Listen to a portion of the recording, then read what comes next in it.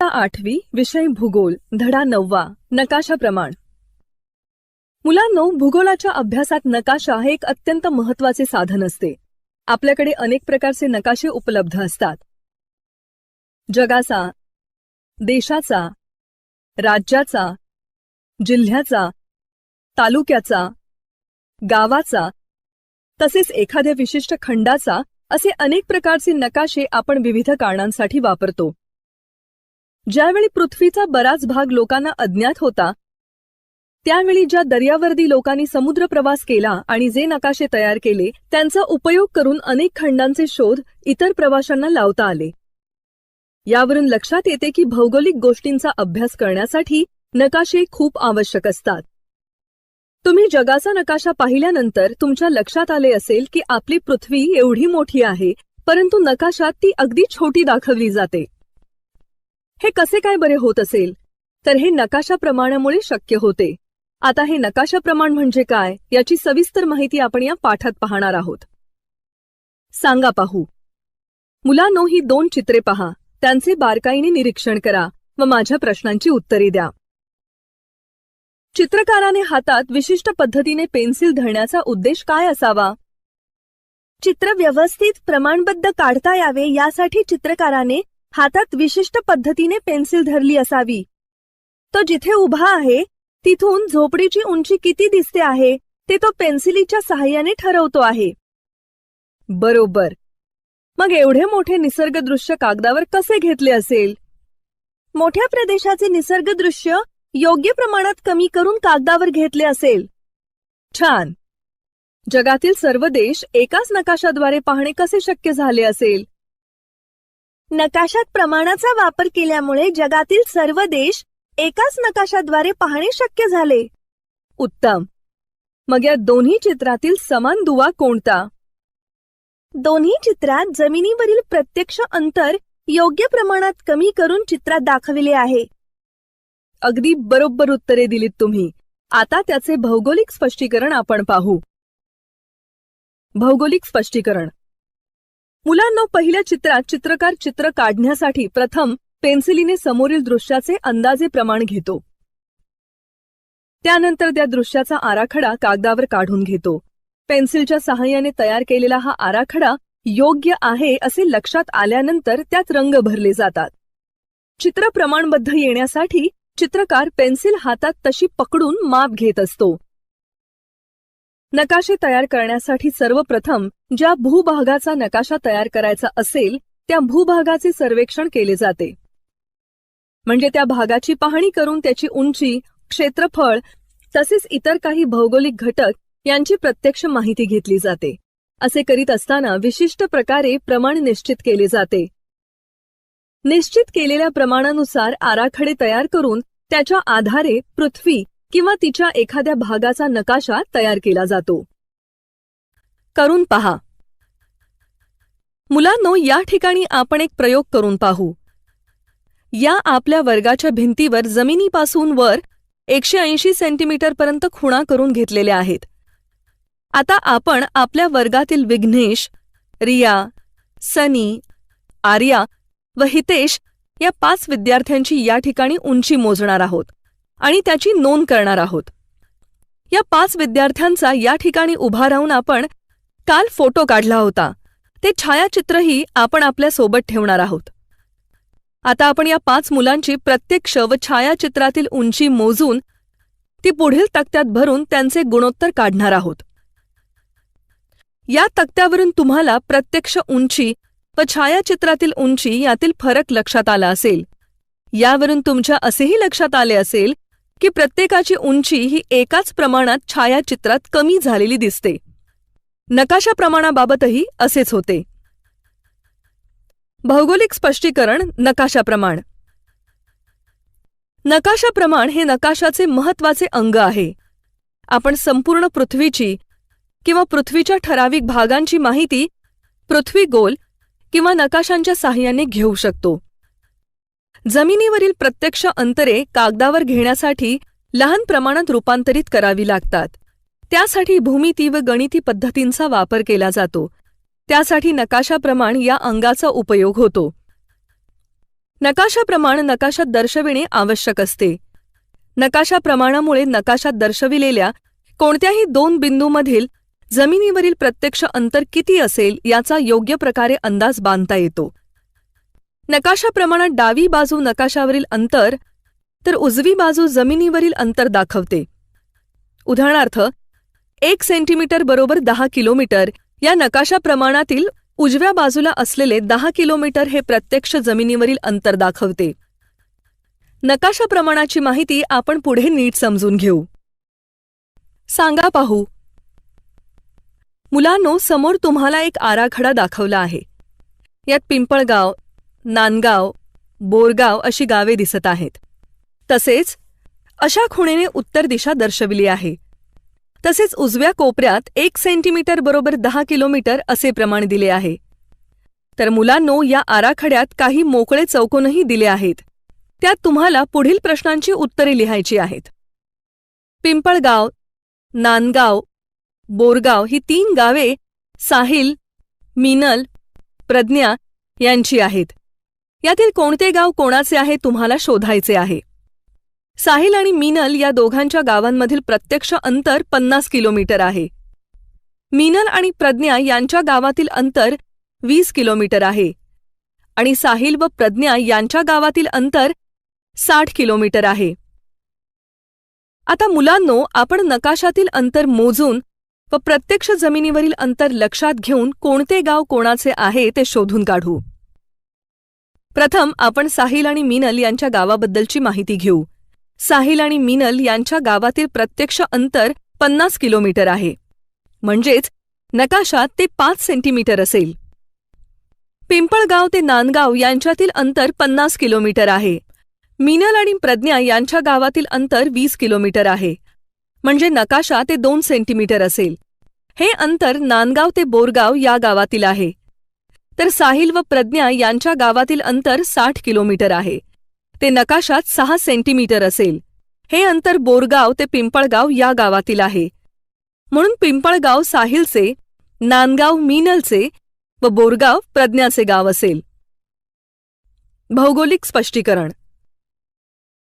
नकाशा प्रमाण ठरवताना किंवा ते निश्चित करीत असताना नकाशातील 2 बिंदूंमधील अंतर व त्याच 2 बिंदूंमधील जमिनीवरील प्रत्यक्ष अंतर यांचा परस्पर संबंध ठेवावा लागतो. उदाहरणार्थ, कराड ते मुंबई या 2 ठिकाणातील प्रत्यक्ष अंतर हे 300 किलोमीटर इतके आहे. नकाशात दाखवताना 1 सेंटीमीटर बरोबर 100 किलोमीटर असे दाखवले असेल तर नकाशात या 2 ठिकाणांमधील अंतर 3 सेंटीमीटर इतके असेल. जमिनीवरील प्रत्यक्ष अंतर व नकाशातील अंतर यांचे गुणोत्तर हेच नकाशा प्रमाण असते. मुलांनो, प्रमाणबद्ध व अचूक नकाशा काढण्यासाठी आपल्याला प्रत्यक्ष जमिनीवरील अंतर माहीत असणे आवश्यक असते. हे अंतर ज्यावेळी त्या भागाचे सर्वेक्षण केले जाते त्यावेळी मोजले जाते. जमिनीवरील प्रत्यक्ष अंतरानुसार योग्य ते गुणोत्तर प्रमाण नकाशा तयार करताना घेतले जाते. अंतर जास्त असेल तर 1 सेमीस जास्त किलोमीटर असे प्रमाण घेतले जाते. नकाशा तयार करून झाल्यावर या प्रमाणाची नोंद नकाशात करावीच लागते, कारण त्यामुळे नकाशाचे वाचन करणे व जमिनीवरील प्रत्यक्ष अंतर किती आहे ते समजणे सोयीचे होते. नकाशा प्रमाण लिहिण्याच्या पद्धती. नकाशांमध्ये प्रमाण व्यक्त करण्याच्या 3 पद्धती आहेत. 1. शब्द प्रमाण, 2. अंक प्रमाण किंवा संख्या प्रमाण, 3. रेषा प्रमाण किंवा रेखा प्रमाण किंवा आलेखात्मक प्रमाण. मुलांनो, हा पहा महाराष्ट्र राज्याचा नकाशा. त्या नकाशाच्या उजव्या बाजूला नकाशा प्रमाणाचे 3 प्रकार दाखवले आहेत. त्या पद्धतींचा आपण सविस्तर अभ्यास करू. शब्द प्रमाण. ज्या प्रमाणात अंतर दर्शवण्यासाठी परिमाणदर्शक शब्द वापरले जातात त्यास शब्द प्रमाण असे म्हणतात. उदाहरणार्थ, 1 सेंटीमीटर बरोबर 60 किलोमीटर असे प्रमाण असेल तर या प्रमाणातील सेंटीमीटर हे एकक नकाशातील अंतर तर किलोमीटर हे एकक जमिनीवरील अंतर दर्शवते. तसेच हे प्रमाण सेंटीमीटर व किलोमीटर अशा शब्दांचा वापर करून नकाशावर दर्शवले जाते. अंक प्रमाण. अंक प्रमाणात प्रमाण दर्शवताना प्रत्यक्ष गुणोत्तराच्या स्वरूपात दर्शवले जाते. येथे शब्दांचा वापर अजिबात केला जात नाही. उदाहरणार्थ, एकास 60 लाख यामधील 1 हे नकाशातील अंतर आहे, तर 60 लाख हे प्रत्यक्ष जमिनीवरील अंतर आहे. ते नकाशावरील अंतराच्या 60 लाख पट इतके आहे. हे प्रमाण दर्शवण्यासाठी केवळ अंकांचाच वापर केला जातो. काही वेळा हे प्रमाण अपूर्णांकात व्यक्त केलेले असते. या प्रमाणास प्रातिनिधिक अपूर्णांक असेही म्हणतात. यात नकाशातील व जमिनीवरील अंतर अपूर्णांकाच्या स्वरूपात सांगितले जाते. हा अपूर्णांक जमिनीवरील व नकाशावरील अशा दोन्ही अंतरांचे प्रतिनिधित्व करत असतो, म्हणून यास प्रातिनिधिक अपूर्णांक म्हणतात. यातील अंशस्थानी असलेली संख्या नकाशावरील अंतर दर्शवते, तर छेदस्थानावरील संख्या जमिनीवरील अंतर दर्शवते. उदाहरणार्थ, 1/50 म्हणजेच 1 हे नकाशावरील अंतर दर्शवते, तर 50 हे प्रत्यक्ष जमिनीवरील अंतर दर्शविते. या प्रमाणात परिमाणदर्शक शब्द लिहिला जात नाही. गुणोत्तराच्या डाव्या बाजूच्या अंकासाठी जे एकक आपण विचारात घेतो तेच एकक उजवीकडील अंकासाठी वापरायचे असतात. रेषाप्रमाण. प्रमाणपट्टीच्या सहाय्याने नकाशावर रेषाप्रमाण दाखवले जाते. नकाशावरील कोणत्याही 2 ठिकाणांमधील प्रत्यक्ष अंतर रेषाप्रमाणाच्या सहाय्याने मोजता येते. नकाशावरील अंतर मोजण्यासाठी जर मोजपट्टी उपलब्ध नसेल तर कर्कटक, साधी गवताची काडी यांचा वापर केला जातो. नकाशावरील रेषा जर तिरपी किंवा वक्र असेल तर धाग्याचा वापर करूनही आपल्याला 2 ठिकाणांमधील नकाशावरील अंतर प्रत्यक्ष मोजता येते. रेषाप्रमाणाचे महत्त्व. मुलांनो, अनेक वेळा काय होते तर जे मूळ नकाशे असतात ते लहान किंवा मोठे करावे लागतात. अशा वेळी नकाशा प्रमाणात बदल होतो. असे नकाशे लहान किंवा मोठे करण्याच्या अनेक पद्धती आहेत. त्यापैकी एक म्हणजे जो मूळ नकाशा आहे त्याचे छायाचित्र काढून नकाशा लहान किंवा मोठा केला जाऊ शकतो. अशा प्रकारे नकाशे लहान किंवा मोठे केल्यास त्यावर जे शब्दप्रमाण किंवा अंकप्रमाण दिलेले असते ते नकाशाच्या आकारानुसार बदलत नाही. उदाहरणार्थ, 1 सेंटीमीटर बरोबर 100 किलोमीटर असे शब्दप्रमाण असेल तर नकाशा मोठा केल्यास ते प्रमाण बदलत नाही. या उलट नकाशावर जर रेषाप्रमाण काढलेले असेल तर नकाशाच्या आकारमानात बदल होतो. तसा रेषाप्रमाणातही बदल होतो. त्यामुळे नकाशा जरी मोठा किंवा लहान झाला तरी नकाशाचे प्रमाण योग्यच राहते. अंकप्रमाण व शब्दप्रमाण यांचे आकारमान नव्या नकाशात बदलले तरीही त्याचे मूल्य किंवा किंमत मात्र बदलत नाही. म्हणूनच नकाशा संग्रह, भिंतीवरील नकाशा यामध्ये रेषाप्रमाण काढले जाते. जरा विचार करा. नकाशात नकाशाप्रमाण वापरलेले असते. हे प्रमाण का बरे लिहित असतील? तर मुलांनो, नकाशात प्रमाण वापरले नाही तर नकाशात दर्शविलेल्या कोणत्याही 2 बिंदूंमधील अंतर व जमिनीवरील प्रत्यक्ष अंतर यांच्यातील संबंध कळणार नाही. तर नकाशात प्रमाण वापरल्यामुळे नकाशा वाचन योग्य प्रकारे करता येते. त्याबरोबरच नकाशात प्रमाण वापरले असता नकाशात दर्शवलेल्या कोणत्याही 2 बिंदूंमधील नकाशातील अंतर व जमिनीवरील प्रत्यक्ष अंतर यांचा योग्य प्रकारे अंदाज बांधता येतो.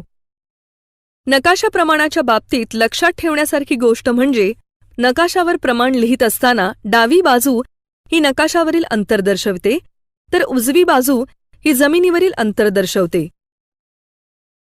पहा बरे जमते का? समोर तुम्हाला काही नकाशा प्रमाणं दिलेली आहेत. त्यातील कोणती बृहत प्रमाण व लघु प्रमाण नकाशा प्रमाणं आहेत ते पहा व त्यातील एकास 1 लाख या प्रमाणानुसार दिलेली गावाची खूण इतर प्रमाणानुसार नकाशात कशी बदलेल ते पहा. शोधा पाहू. मुलांनो, असा नकाशा तुम्हाला कोठे पाहायला मिळतो सांगा? मोबाईल, कम्प्युटर, लॅपटॉपवर, गुगल मॅपमध्ये हा नकाशा पाहता येतो. अगदी बरोबर. जगातील वेगवेगळ्या देशात मापनासाठी वेगवेगळी परिमाणे वापरली जातात. त्यामुळे नकाशाचे वाचन करीत असताना शब्दप्रमाण किंवा रेषाप्रमाणाचा वापर केला असता अशा नकाशाच्या वाचनावर मर्यादा येऊ शकतात. म्हणून नकाशावर नेहमी अंकप्रमाण देणे योग्य ठरते. तसेच अंकप्रमाण हे वैश्विक प्रमाण असल्यामुळे त्याचा वापर केला असता अशा नकाशाच्या वाचनावर कोणत्याही मर्यादा येत नाहीत. वैश्विक म्हणजे संपूर्ण विश्वात या पद्धतीचा वापर करतात. जरा डोके चालवा.